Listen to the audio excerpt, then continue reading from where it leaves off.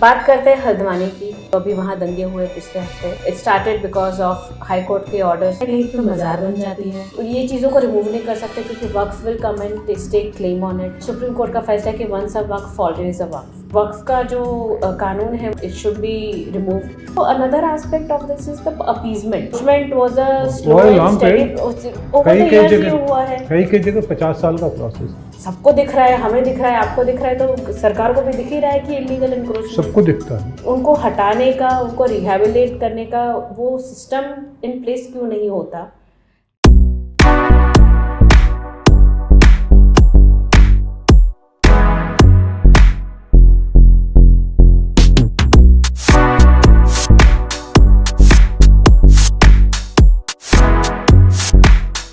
Hello and welcome to coffee chronicles from the pamphlet. मैं हूँ निर्वा मेहता।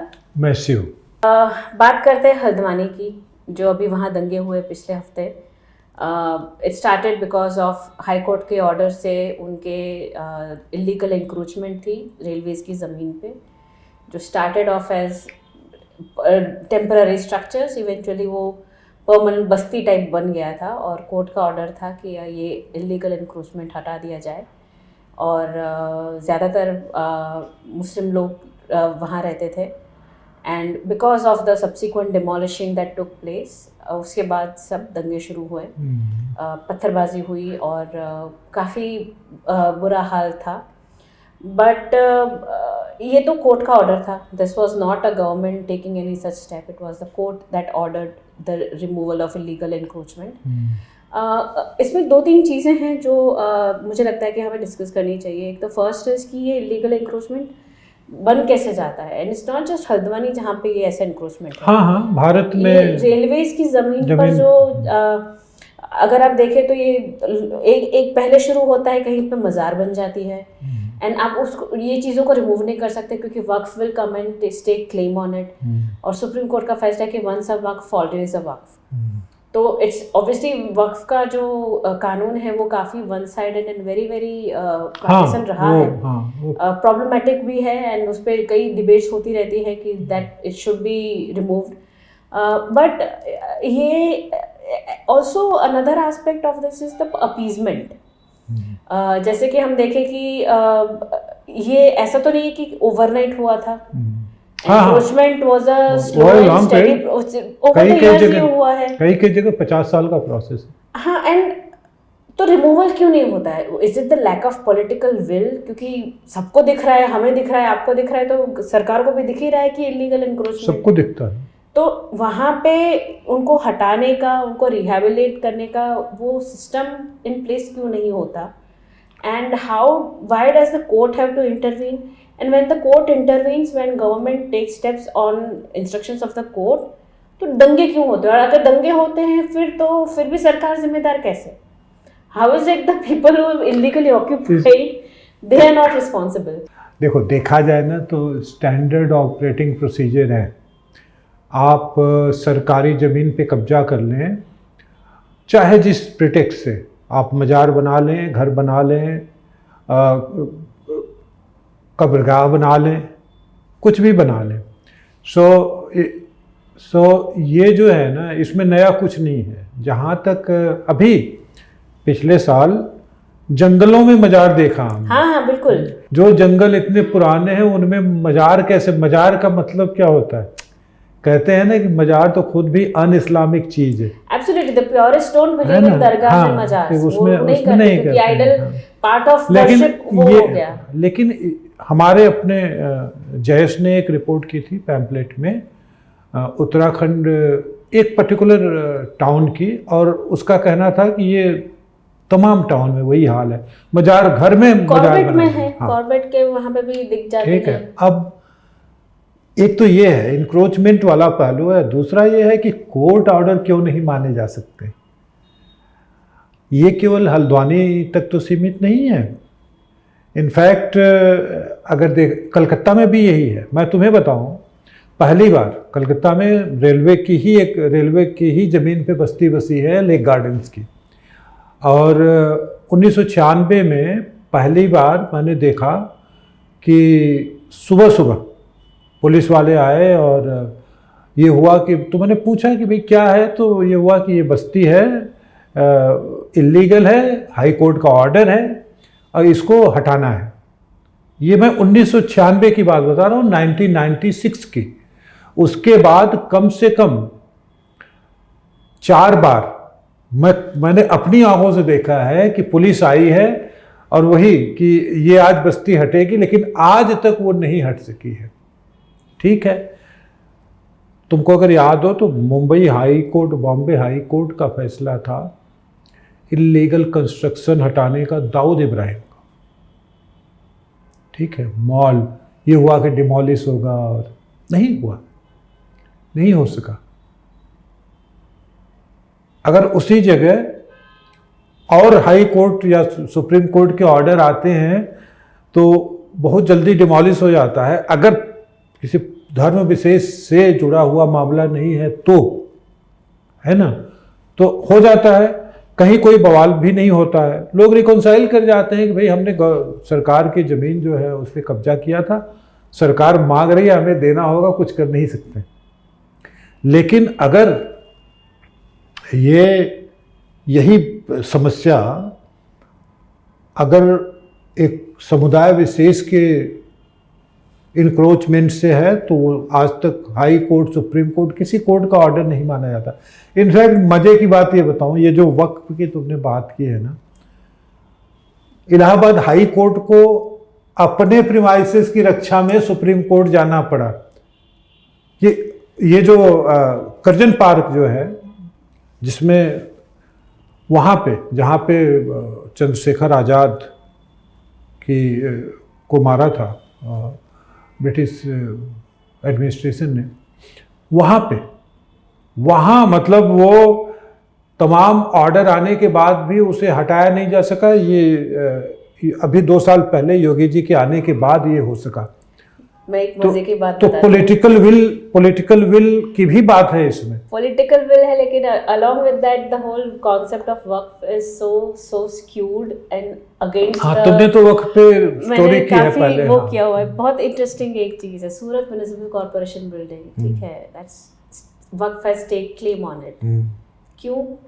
क्योंकि एक ज़माने में जब मुगल्स थे, जब उन्होंने बनाया, तब वो सराय था कि जब हज के लिए जाते थे सराय, तो it was one of the places कि जहाँ रुकते थे। अब धर्म के नाम पे अगर जा रहे हैं तो वो बन जाती है as per the Islamic law that becomes property of the Allah. So वक्फ, वो जो सराय था वो प्रॉपर्टी हो गया उनकी। अब ब्रिटिश सरकार आई तो वो ब्रिटिश सरकार की ज़मीन हो गई। ब्रिटिश दे क्लेम, उनका वो था 47 में जब ट्रांसफ़र हुआ of all the properties, the assets to the Indian government, तो कहीं पे कुछ हुआ कि ये ट्रांसफ़र ऑन पेपर नहीं हो पाया, या देयर वाज सम डिले और some laziness of some babu back then, and some discrepancy की वजह से वो सरकार के नाम पे हुई नहीं। तो ब्रिटिश तो now part of that, so now Waqf has claim कि वो अब हमारा है। एंड अब वो कोर्ट में आप चलाते रहो case. So many are such incidents. There is, आप कितने सारे रेलवेज में आप जाएंगे, Bharuch railway station, there is a dargah inside the railway station, Kanpur railway station. आप एंटर होते हैं और वहां दरगाह है। अब ऐसा तो नहीं है कि ओवरनाइट हो गया है। और how does these things, Kolkata airport के प्रीमाइसेस में है, दिल्ली के इंदिरा गांधी इंटरनेशनल एयरपोर्ट में भी एक मजार है, सोनिया गांधी के रेजिडेंस में मजार है, 10 जनपद के अंदर एक मजार है, किसकी है, लेकिन एक बहुत ही इंटरेस्टिंग वीडियो था जब गुलाम नबी आजाद गए थे 10 Janpath, when he was leaving Congress, उनका जब झगड़ा चल रहा था, तब there is a very small clip where he is entering 10 Janpath और पीछे मजार दिख रही है। So everyone is shocked कि 10 जनपद के अंदर भी मजार है। So these are illegal encroachments। वो कैसे बन गया? इलीगल ही है। अब वही है कि अब जैसे हल्द्वानी की बात ले लो, हल्द्वानी की बात, अगर हाई कोर्ट का फैसला आया और एक बिल्डअप पिछले साल ही हुआ था, संयोग देखो उस समय भी सर्दियाँ थी, तो सर्दी के मौसम में सुप्रीम कोर्ट ने कहा कि भाई जाएंगे कहाँ ये लोग। सवाल ये है कि अगर इंक्रोचमेंट है और रेलवे ये प्रूव कर रहा है कि ये ज़मीन हमारी है, वो सारे एविडेंस देख करके हाई कोर्ट कह रहा है कि भाई इनकी ज़मीन है, इनको वापस करो और इन लोगों को हटाओ, उसके बावजूद अगर ये नहीं हो रहा है, कहीं से कोई आ करके, लोग हेल्प करने वाले हैं इस तरह के इंक्रोचेस को, वहीं पे समस्या वहाँ पे है कि कौन लोग हैं हेल्प करने वाले। ठीक है कि एक पूरी हिस्ट्री है जहाँ पे एक पार्टी, और एक पार्टी क्या, मैं कांग्रेस पार्टी की बात कर रहा हूँ, हमने अभी थ्रेड किया था, कल पैम्पलेट ने थ्रेड किया था और उसमें पूरी हिस्ट्री है उसकी। मतलब यहाँ तक है कि लोगों जब जांच हुई तो लोगों के घरों में रेल लाइन निकली। हाँ। लोगों के घरों में रेल लाइन निकली, तो तुम सोच सकते हो, और लोग एक्सेप्ट भी कर रहे हैं कि ये रेलवे की जमीन है, हम यहाँ हैं। लेकिन तुम सोचो कि किन सर्कमस्टेंसेस में ये लीगलाइज हो गए होंगे लोकल म्यूनिसिपल कॉरपोरेशन में। कौन लोग होंगे जिन्होंने ये किया होगा। एक मैं कल देख रहा था जो पैम्पलेट का थ्रेड है, उसमें कांग्रेसी नेताओं का वो है। अब जैसे एक ये भी माना जा रहा है कि हल्द्वानी का अभी जो दंगा हुआ वो केवल इसे लेकर के नहीं है, वो यूसीसी के खिलाफ भी एक बिल्डअप था, क्योंकि उत्तराखंड सरकार यूसीसी ले आई तो उसके खिलाफ भी, तो दोनों को मिला करके एक दंगा कर दिया गया। एक तरह का संदेश देने की कोशिश हुई कि यूसीसी हम नहीं मानते हैं। हमारे जयेश ने किया था वीडियो जिसमें वो लड़का कह रहा है कि देखिए सरकार चलेगी कॉन्स्टिट्यूशन से लेकिन हम चलेंगे शरीयत से, है ना। तो वो सोच जो है वो इस्टेब्लिश्ड है, और एक तरह की सेंस ऑफ सिक्योरिटी है, खासकर कांग्रेस की वजह से। जिसमें एक वीडियो हम सोशल मीडिया पे देखते हैं कि वो कहता है कि हमारी सरकार जब आएगी, तो लड़का कह रहा है कि मुस्लिम लड़का है, हमारी सरकार आएगी तो हम राम मंदिर तोड़ देंगे। किसी ने पूछा तुम्हारी सरकार मतलब तुम्हारी कौन सी सरकार? तो बोला कांग्रेस सरकार। तो ये जो कॉन्फिडेंस है वो तो कहाँ से आया है? वो यहीं से आया है ना। तो इसकी एक पूरी हिस्ट्री है कि भाई आपने अपना वोट लेने के लिए, और ये केवल हल्द्वानी के बारे में नहीं है, यही बंगाल के बारे में है, वही महाराष्ट्र के बारे में है, वही उत्तर प्रदेश के बारे में। सो ये उस कल्चर का हिस्सा है, ये उस राजनीतिक संस्कृति का हिस्सा है जहाँ पे राजनीतिक दल अपना वोट तय करने के लिए कि भाई ये रहेंगे, हम इनको आज मदद करेंगे इंक्रोच करने में, तो ये हमारे लिए ही वोट करेंगे। और ये आज की तो नहीं है, ये 70 साल की हिस्ट्री है। आज़ादी के बाद से ही ये शुरू हो गया था, कुछ उसमें नया नहीं है। हमारे भारत की सरकार, और या कहे तो राज्य सरकार, केंद्र सरकार और राज्य सरकारों के लिए जो चुनौती है वो ये है कि इस समस्या से कैसे निपटा जाए। ठीक है, चुनाव तो होते रहेंगे, भारत में चुनाव हर 6 महीने पे कोई ना कोई चुनाव आ जाता है, और ये सोच करके कि चुनाव में हमको इनसे मदद मिलेगी, लॉ एंड ऑर्डर और लॉ और कॉन्स्टिट्यूशन का जो रेट है वो क्या इस्टेब्लिश नहीं होगा केवल इसलिए कि हमें चुनाव जीतना। कैसे निपटा जाए, ये शायद इसे लेकर के हर सरकार को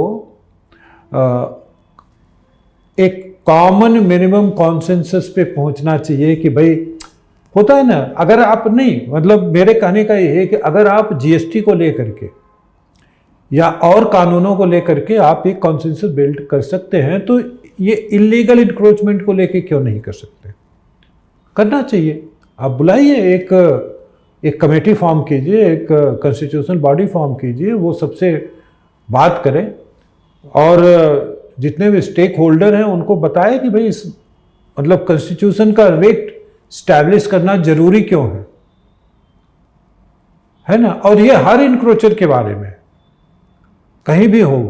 But this must be having some historical aspect to this. ये the entire, not just the audacity so to say कि आप कॉन्स्टिट्यूशन से चलिए, हम शरिया से चलेंगे, ये in a way is taking the state as hostage to not you know अब मैं अपनी ही मर्जी से करूंगा, आप जो भी करना हो करें, हम तो हमारे इस हिसाब से करेंगे। देखो ये कहाँ से आता है?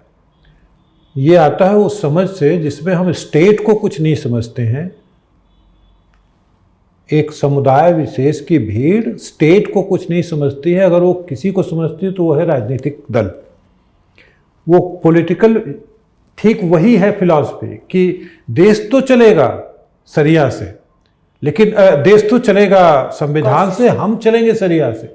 मतलब हम खुद को देश का हिस्सा नहीं मानते।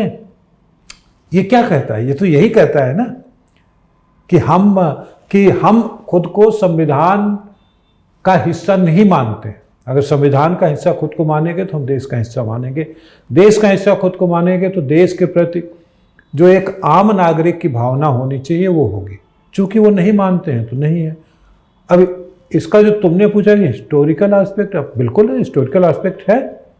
अगर अब जैसे यही है भाई, तमाम बातें होती रहती हैं कि अगर धर्म के नाम पे ही देश का बंटवारा हुआ तो जिन्होंने डिमांड किया कि बंटवारा होना चाहिए, जिन्होंने बंटवारे के पक्ष में वोटिंग की, वो यहाँ क्यों रह गए?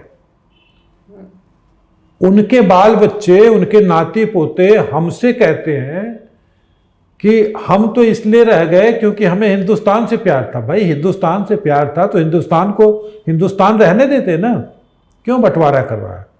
ये एस्पेक्ट रहा। दूसरा हिस्टोरिकल एस्पेक्ट क्या है? वो ये है, जैसे इस मामले में मुझे लगता है कि लोगों को डॉक्टर राम मनोहर लोहिया को पढ़ना चाहिए, सुनना चाहिए कि उनका क्या विचार था इस पर। ये जो अपीजमेंट की पॉलिटिक्स है, सीधी सी बात है, ये जो आज हम जो देख रहे हैं वो अपीजमेंट की पॉलिटिक्स का डिकेड पर डिकेड उसी का कल्मिनेशन है।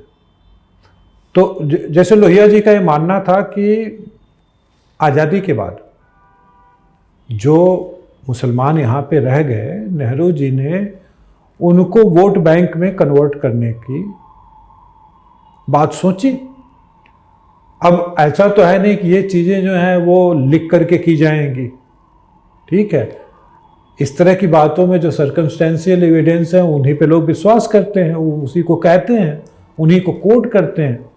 जैसे डॉक्टर लोहिया के हिसाब से नेहरू जी ने जो उस समय की का जो विपक्ष था, जिसमें खासकर हिंदूवादी पार्टियां जो थी, हिंदू महासभा हुई या राम राज्य पार्टी हुई या जनसंघ हुआ, इनका जब पहले इलेक्शन में बहुत ठीक ठाक सीटें आ गई, ठीक ठाक से मेरा मतलब ऐसा भी नहीं कि कोई 10% सीटें आ गई, वैसा नहीं था, क्योंकि आज़ादी मिली ही थी देश को और लोगों का ये कहना था कि भाई कांग्रेस पार्टी ने आज़ादी दिलाई है।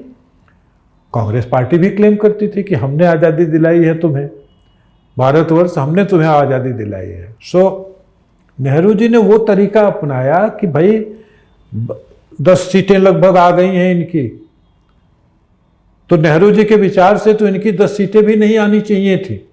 यही हुआ ना। सो आप अगर एक कम्युनिटी को डरा रहे हैं कि इनकी 10 सीटें आ गई और सीटें आ जाएंगी तो तुम लोगों के लिए प्रॉब्लम हो जाएगी, ठीक है। और इस चीज को लोहिया जी ने एक बार दो बार नहीं कई बार कहा है।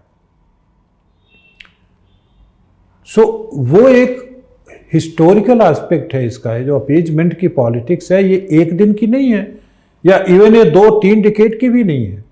जैसे ऑल इंडिया मुस्लिम मजलिसे मुसावरत का मतलब होता है जो बातचीत करते हैं, ये एक ऑर्गेनाइजेशन फॉर्म हुआ 1964 में, ठीक है।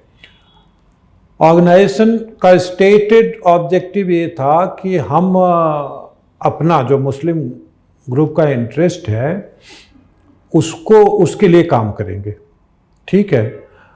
लेकिन ऐसा स्कॉलर्स कहते हैं कि ये फॉर्म हुआ था 64 में और सोल ऑब्जेक्टिव इसका था 1967 के इलेक्शन को अफेक्ट करना।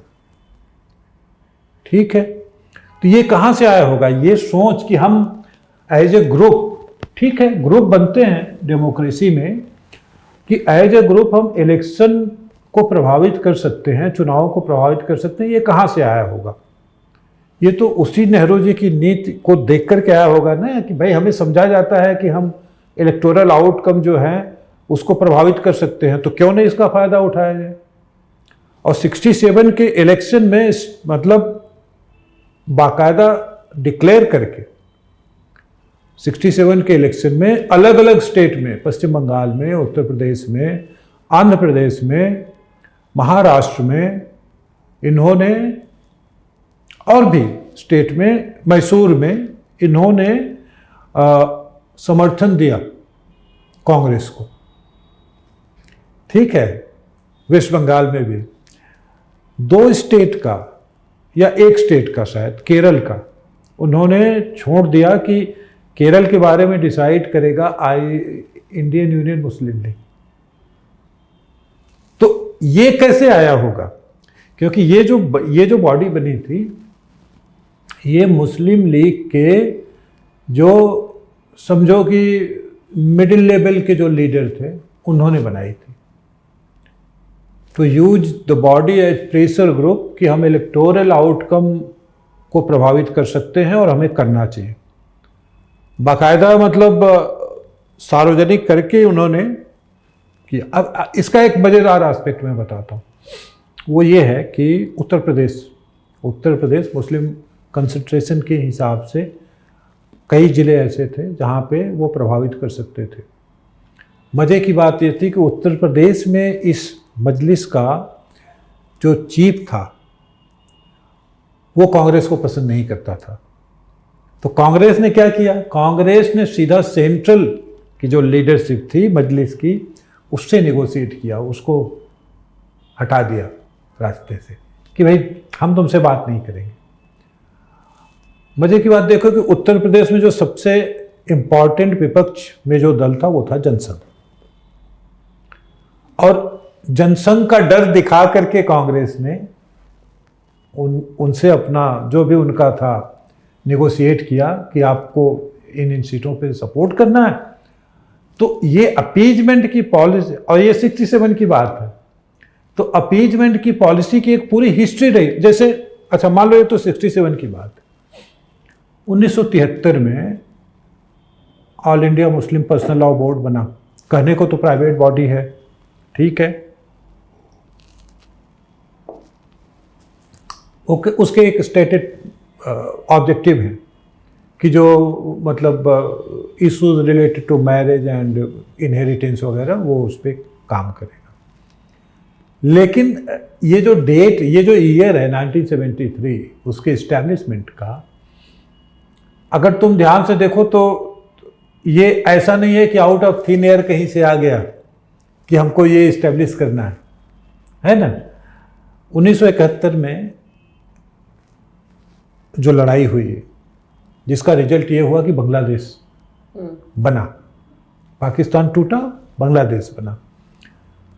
मुझे ऐसा लगता है, हो सकता है कि अगर किसी के पास और कोई प्रूफ होगा तो वो गलत प्रूफ कर देगा मुझे ऐसा लगता है कि पाकिस्तान को तोड़ने का जो डर था कि जिस मुस्लिम कम्युनिटी को हम अपीज करते आए हैं लगभग 20 साल 22 साल, वो हमारे खिलाफ जा सकती है। मुझे ऐसा लगता है कि उसका रिजल्ट था ये मुस्लिम पर्सनल लॉ बोर्ड का बनाना, ठीक है। उसके बाद उसका एक्सटेंशन है 77 में जब कॉन्स्टिट्यूशन चेंज किया गया और सेकुलर लिखा गया, उसका भी एक ऑब्जेक्टिव रहा होगा, वो भी अपीजमेंट का ही हिस्सा है, क्योंकि केवल माने यहाँ पे संविधान का जो प्रेम्बल है उसी को चेंज करने का था, जिसके लिए कॉन्स्टिट्यूशन असेंबली में जो भी डिस्कशन हुए थे उनका ये मानना था, इवन डॉक्टर अंबेडकर का मानना था कि भैया प्रेम्बल कभी चेंज नहीं होगा। तो प्रीम्बल में तो था नहीं सोशलिस्ट और सेकुलर, वो तो डाला गया। और ये जो चीज है संविधान का बदलना, वो कोइंसाइड करता है सिमी के फॉर्मेशन से 1977 में। हम सभी जानते हैं सिमी के लिए कौन लोग हैं, खड़े होते रहे हैं। सलमान खुर्शीद सिमी के वकील रहे हैं, ये तो हिस्टोरिकल फैक्ट है, इसमें तो कोई वो है नहीं। फिर अपीजमेंट 80 के दशक में अपीजमेंट देखो, 86 में शाहबानो केस में जो ये अपीजमेंट ही हुआ ना, कि आप सुप्रीम कोर्ट के डिसीजन को ऑर्डिनेंस बना करके आपने पलट दिया, हो गया, पलट दिया। तो अपीजमेंट की एक पूरी हिस्ट्री रही है। इवन यही हम लोगों ने भी बात की, वक्फ एक्ट कब आया है? अर्ली 90s में आया। उसी समय उसके प्रोविजंस देखो, वक्फ एक्ट नरसिम्हा राव के समय में आया था, और मुझे ऐसा लगता है कि उसको ड्राफ्ट करने का काम निश्चित तौर पे सलमान खुर्शीद ने ही किया था, अकेले ही। और वो लॉ की तरफ पास हो गया। उसके प्रोविजंस देखो कि प्रॉपर्टी किसी की हो, वक्फ आएगा और आंख बंद करके ऐसे कर देगा कि ये हमारी है, आप जाओ लड़ते रहो। अभी आप जाएंगे लड़ने तो भी वक्फ के पास ही जाएंगे, उसी के ट्राइब्यूनल में जाएंगे, ठीक है। Supreme court has said once a वक्फ ऑलवेज अ वक्फ। तो ये कोर्ट का जो वो है, कल 123 यही दिल्ली में 123 प्रॉपर्टी जो है अभी सेंट्रल गवर्नमेंट ने लास्ट ईयर वापस लिया है। और तुम सोचो कि वो प्रॉपर्टीज कब ट्रांसफ़र हुई वक्फ को, और किसने किया? 2014 में जब सरकार बदलने वाली थी, उसके ठीक पहले। क्या ऑब्जेक्टिव रहे होंगे? तो अपीजमेंट की हिस्ट्री, उसकी एक हिस्ट्री है। जैसे ये कि अब ये अपीजमेंट का ही पार्ट है जिसमें कानूनी कार्रवाई नहीं करना है ना। इवन क्रिमिनल एक्ट को लेकर के 2013 में आज़ाद मैदान में जो हुआ था वो क्रिमिनल एक्ट था, नहीं हुई ना कानूनी कार्रवाई, नहीं हुई। और तुम समझो कि ये सबको पता है कि जो बिल्डअप था वहाँ इतने सारे लोगों के जमा होने का, बाकायदा वो एक कोऑर्डिनेटेड एफर्ट था, और उसका रिजल्ट सबने देखा कि क्या हुआ। तो अपीजमेंट की जो हिस्ट्री है ना, अब समय आ गया है कि नॉट बिकॉज कि यूसीसी ला रहे हैं। अब जैसे यूसीसी, अभी लोग कह रहे हैं ना कि नहीं, ये जो हल्द्वानी में हुआ वो केवल इविक्शन ड्राइव को लेकर के नहीं हुआ, वो यूसीसी के खिलाफ भी मुस्लिम समाज अपना रोष दिखाना चाहता था। अच्छा, यूसीसी को ही ले लो। यूसीसी पुष्कर सिंह धामी सरकार ने तो नहीं रेकमेंड किया, ओवरनाइट थोड़ी हुआ, एक दिन में तो हुआ नहीं है। संविधान का हिस्सा रहा है। संविधान में कहा गया गोवा हैज इट, गोवा कि हाँ, संविधान में कहा गया कि भाई यूसीसी करना है आपको इम्प्लीमेंट। अच्छा, संविधान में तो जो कहा गया डायरेक्टिव प्रिंसिपल्स में, वो तो अपनी जगह है। पिछले 3 साल में कम से कम 3 हाई कोर्ट ने केंद्र सरकार से कहा है कि आपको यूसीसी लाना है। अब सरकार को लगता है कि अच्छा ठीक है, हम स्टेट गवर्नमेंट, अगर particular number of state governments ये ले आते हैं, जैसा कि कहते हैं गुजरात भी ले आएगा, तो ये ले आते हैं तो भाई मान लिया जाएगा। अब अगर वो यूसीसी आया है, डिस्कस करो, बैठ के डिस्कस करो कि आपको अच्छा क्या नहीं लग रहा है। ये तो कोई तरीका नहीं है ना कि हम रिजेक्ट कर देंगे। जो बातें संविधान के डायरेक्टिव प्रिंसिपल्स में हैं, जो बातें कोर्ट मानता है, उसको आप आउटराइट रिजेक्ट कर देंगे। तो रिजेक्ट इसलिए कर देंगे क्योंकि हम ना इक्वलिटी सहने के लिए तैयार नहीं है। हम अपीजमेंट की उसी पॉलिसी से पे जिंदा रहना चाहते हैं जो हमने 70-75 सालों तक देखा है। यहां पे और कुछ नहीं है। यूसीसी का मतलब इक्वलिटी ही तो है। तो हम इक्वल लॉ के पक्ष में नहीं है। हमको प्रेफरेंशियल ट्रीटमेंट चाहिए क्यों? क्योंकि हमको अनऑफिशियली मिलता रहा है, तो आप उसी को स्टेटस को मेंटेन करके चलें। ये कहाँ यूसीसी वगैरह के, ये इससे तो यही साबित होता है ना, लोग आकर के जिस तरह की धमकियां दे रहे हैं, वो भी कैमरे पे, किस तरह से भीड़ को उकसा रहे हैं, किस तरह के स्टेटमेंट दे रहे हैं, तो ये जो है ये ओवरनाइट नहीं हुआ। ये कॉन्फिडेंस आता कहाँ से है कि मैं ऐसा स्टेटमेंट कैमरे पे देके निकल जाऊंगा, मेरा कोई कुछ नहीं कर सकेगा। तो इसीलिए मतलब मेरा ये मानना है, हो सकता है कि ये सुनने में अजीब लगे, लेकिन इस परिस्थिति, जो भी परिस्थितियां इस तरह की आती हैं, जो इस तरह से होता है, स्टेट गवर्नमेंट, सेंट्रल गवर्नमेंट एक कमेटी बना करके भाई अपने में विचार करे, जितने भी स्टेक होल्डर हैं उनको बैठाए और पूछे कि भाई आप चाहते क्या है। एक कॉन्सेंसस, मजे की बात यह है कि इस मुद्दे पे कॉन्सेंसस बन नहीं सकता है, क्योंकि फिलहाल तो बीजेपी को छोड़ करके बाकी दलों को ये लगता है कि भाई, सबको लगता है कि अच्छा माइनॉरिटी मुस्लिम समुदाय अकेले तो है नहीं, इसी देश में पारसी भी हैं, बुद्धिस्ट भी हैं, मेजॉरिटी है वो, तो मेजॉरिटी है, जो सबसे बड़ी मेजॉरिटी है देश की, वो हर चीज से रिकॉन्साइल कर लेती है, कानून के हर प्रावधान से रिकॉन्साइल कर लेगी, वो कॉन्स्टिट्यूशन से रिकॉन्साइल कर लेती है, कोई दिक्कत नहीं है उसे। आपको क्यों दिक्कत है? आप भारत में रहते हैं ना, तो भारत में रहते हैं, ये जो अपीजमेंट की पॉलिसी इतने सालों, ठीक है, ये आपको तो इस बात से खुश होना चाहिए कि चलो हमारा यार 70-75 साल तक हमारा अपीजमेंट हुआ, काफ़ी हो गया, अब हमको बाकी लोगों के साथ इंटीग्रेट करके। नॉर्मली यही होता है, लाइक जैसे इनकम टैक्स वाले किसी को पकड़ते हैं ना, तो कहते हैं भाई 10 साल तक मजा ले लिया, इतने इतने अनअकाउंटेड, अब से देना शुरू करो। ठीक है, आप उस तरह से रिकॉन्साइल कर लें कि नहीं, हमने बहुत इसका फ़ायदा उठाया, हमारा जो अपीजमेंट हो रहा था मैंने उसका फ़ायदा उठाया, अब समय आ गया है कि हमको बाकी के भारत से इंटीग्रेट करके चलना चाहिए। नहीं, हम संविधान नहीं मानेंगे, कानून नहीं मानेंगे, कौन होता है सुप्रीम कोर्ट, कौन होता है हाई कोर्ट, ये जो आदत है उससे निकलना पड़ेगा। ठीक है, आज आपको लगता है कि आपने किसी स्टेट गवर्नमेंट को डरा दिया, ठीक है, आपको लगता है, जरूरी थोड़ी है कि वो सही रहे। इक्वलिटी की आदत डालें। मुझे ऐसा लगता है कि समानता जो है, बाकी चीज़ों के लिए तो आप दौड़े जाते हैं कि जो संविधान है उसको नष्ट कर रही है सरकार, और यहाँ संविधान के अनुसार सरकार चलना चाहती है, तो आप बोलते हैं नहीं, संविधान कुछ होता नहीं है। ये कंट्राडिक्शन से निकलने की जरूरत है।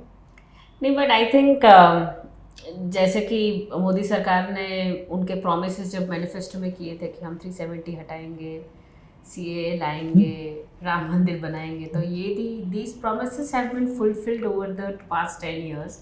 हाँ, One of their next promises uniform civil code आएगा। हाँ, आएगा, तो अब उनकी थर्ड टर्म में हम देखते हैं कि how things go, because I think more than anything else, it is important that everyone gets an equal standing.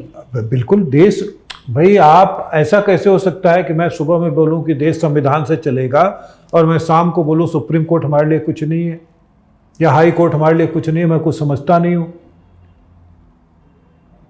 और साथ ही धमकी दे दूं कि हमारे नौजवान तैयार हैं, ये कि सारे पैसा कर दें। सब फालतू बातें नहीं है। आप स्टेट चाहता है, अब बस केवल यही है कि स्टेट जो है वो आपसे बातचीत के जरिए समस्याएं हल करना चाहता है, और आप be a party to it, बातचीत करें, आइए देखिए, बताइए कि हमें ये समस्या है। ये धमकी देना, हाँ, you cannot be holding the state around ransom। ये नहीं हो सकता है ना। ये अरे यही यूसीसी दूसरे देशों में रह करके, आप जाइए ना वेस्टर्न नेशन जो है, ठीक है, आपको लगता है कि हमने फ्रांस में दंगा कर दिया तो डरा दिया, डर गया होगा मैक्रो। नहीं, ऐसा नहीं होता। आपको सब कुछ चाहिए कॉन्स्टिट्यूशन के हिसाब से, लेकिन जब अपने पे आए तो बोले कि हम नहीं मानेंगे, ऐसा। Right, but I think Haldwani तो सिर्फ एक ट्रिगर था। I think in fact encroachment demolition drive was just an excuse, so to say. हाँ, हाँ, वो दिखाई दे रहा है। I think Home Ministry hopefully will get into the deeper aspect. हाँ, हाँ, हाँ, थोड़ा इस पे ज्यादा वो देखना चाहिए कि ये कभी भी ऐसा नहीं हो सकता कि भीड़ विदाउट एनी प्री प्लानिंग इतने ये इकट्ठा हो जाए। बहुत बहुत सिंपल नहीं, ये हर बार होता है बिना प्लानिंग के भीड़। आप सुबह क्लेम करते हैं कि हमारे नौजवान तो अपने काम से काम रखते हैं। आपके नौजवान अगर काम से काम रखते हैं तो 10 मिनट के शॉर्ट नोटिस पे कैसे आ जाते हैं हाथ में पत्थर लेकर? स्वच्छ भारत अभियान चल रहा है, इतना पत्थर कहाँ रखा हुआ है कि आप नहीं। हम दिल्ली दंगों में देख चुके हैं ना, वो टेरेसेस पे वो कैटापुल्ट बना के रखे हुए हैं। हमने वीडियो में वो छोटे जो ट्रक होते हैं छोटे वाले, उनमें पत्थर लेके जाते हुए देखा है कि भाई ये पत्थर इकट्ठा हो रहा है। तो निकलिए इससे, भारत आगे जा रहा है, आप उसका हिस्सा बनिए। You want to stick into the stone age, so to say. हाँ। But that's not fair, and that's not fair to the other members of the community as well. कि ये दंगे आप कर देते हैं, लेकिन there is a significant amount of people who just want to live a peaceful life. हाँ, बिल्कुल। तो आप तो उनके लिए भी तो खराब कर रहे हैं ना माहौल। तो ये वही है जो लोग काम। अब जैसे यही है हरीश रावत का स्टेटमेंट अपने पैम्पलेट पे हमने कि उत्तराखंड मणिपुर बन जाएगा। भाई आपको पता है कि उत्तराखंड को मणिपुर कैसे बनाया जाता है? अब ये स्टेटमेंट जो है उसका फायदा मिसक्रिएंट नहीं उठाएंगे, इस बात की कोई गारंटी है? उन्हें तो लगेगा ना कि अरे ये चीफ मिनिस्टर था इसी राज्य का, ये कह रहा है तो हमें कौन रोक सकता है? तो अपीजमेंट, आप सत्ता में रहें तो अपीजमेंट, अपोजिशन में रहें तो अपीजमेंट, कहीं भी रहें आप अपीजमेंट छोड़िए, निकलिए उससे। Right. Hopefully the appeasement situation will end soon, क्योंकि मोदी गवर्नमेंट तो seems to be not believing in the appeasement politics. ये जो देखो, ये जो है ना वो क्षण भर के लिए लगता है, वो क्षण भर के लिए लगता है कि हमने अपनी ताकत दिखा दी। ओवैसी का भाई अकबर ओवैसी बोला था ना कि हम कितने करोड़ हैं, तुम कितने करोड़ हो, और पुलिस सब बोलने की बातें हैं, तुम्हें भी समझ में आ जाएगा, आता ही रहता है, लेकिन we don't endorse violence. नहीं, बिल्कुल। But yeah, ये गलत है ना, गलत है। But yeah, let's see how things pan further, and appeasement का तो देख ही रह गए हैं कि Modi government doesn't seem to be bending the knee, but let's see how things होना भी नहीं चाहिए। गवर्नमेंट का रिट जो है वही फाइनल है। Right. But on that note, I think that has been a great session, and thank you so much for joining us. We'll see you soon.